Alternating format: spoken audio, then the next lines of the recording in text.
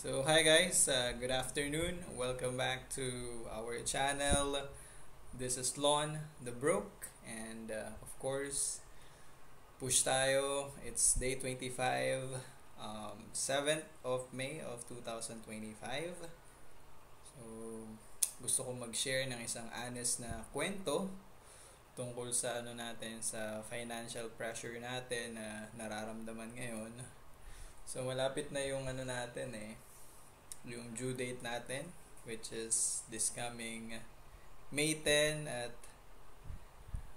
no choice pero kailangan ng mag-pull out ng ating savings para makabayad. Mabigat pero kailangan So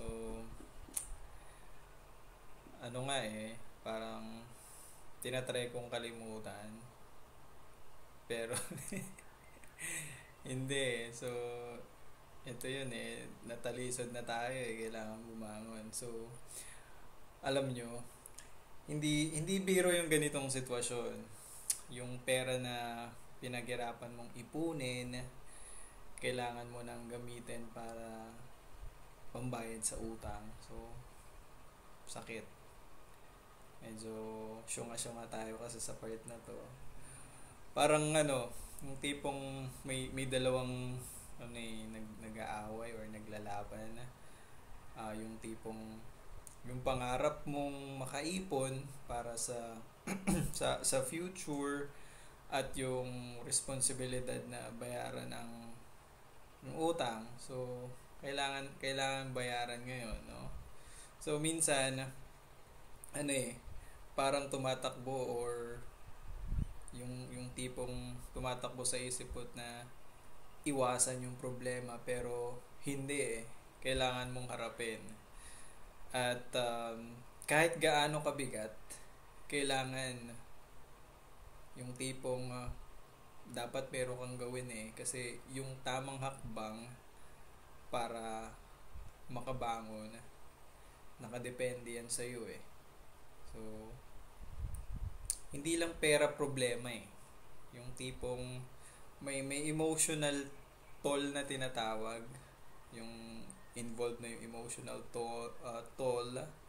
May yung tipong may kaba, may takot, at minsan nakakaramdam ka ng guilt sa sarili mo kasi yung tipong ginagamit mo na ngayon yung savings mo na para dapat like pang emergency or pang future, pero ganito talagang buhay minsan kailangan mo ng yung tipong gumawa ng mga mahirap na desisyon. So especially pag nakagawa ka na ng isang bagay na hindi mo na hindi mo na siya mababago. So kailangan mong harapin, and kailangan mong solusyonan. So yun, ang mahalaga dito kasi yung hindi ako nawawala ng pag-asa. Kasi alam ko sooner or later magiging okay din lahat, makakabawi din, no? Wag nating hayaan yung bigat ng nararamdaman dahil sa utang or financial pressure ang pumigil sa atin para yung magpatuloy sa mga hassle na naiisip natin, sa pag-improve ng sarili, ng health mo. Isa yan sa importante. Kaya habang iniisip ko yung paggamit ng savings, so hindi rin ako tumitigil sa, of course, sa paghahanap ng paraan para makabawi.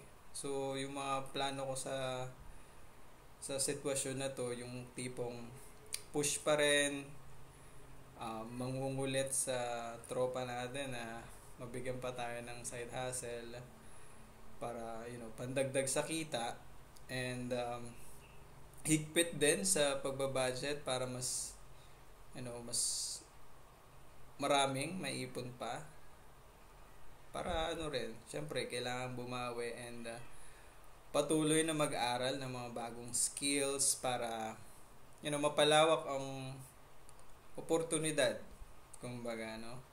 So, pagpaplano ng maayos na ano na yung pagbabudget. So, yung susunod sa mga gastusin. So, napaka-importante nun. Especially during this stage of my life. Hindi madali, totoo, pero naniniwala ako na kaya, imposible, basta may disiplina at determinasyon. So, ayun eh. Kaya, kung kayo rin dumadaan sa ganitong sitwasyon, sa yung paulit-ulit kong sinasabi na hindi kayo nag-iisa. So, maraming mga tao na nakakaranas ng ganitong sitwasyon, financial pressure, yung stress. Pero, ang importante doon, hindi tayo nagpapadala. No? Kasi ang mahalaga ay maging honest tayo sa sarili natin at gumawa ng plano para sa next steps. No? Sabi nga, hindi naman to katapusan ng mundo, hindi pa to ang huli. So, kaya natin to. So, isa-isa lang, kumbaga, yung hakbang natin, one step at a time, at wag tayong susuko. So, yun, napaka-importante ng ganyang mindset eh.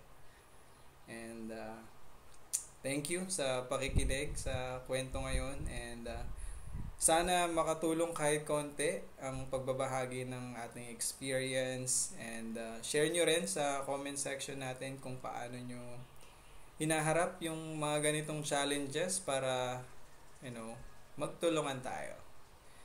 And of course, wag kalimutan mag-like, subscribe sa channel natin. So again, this is Lon the Broke. So, kita-kits sa next video natin, okay? Stay strong, stay focused, and keep grinding. See you!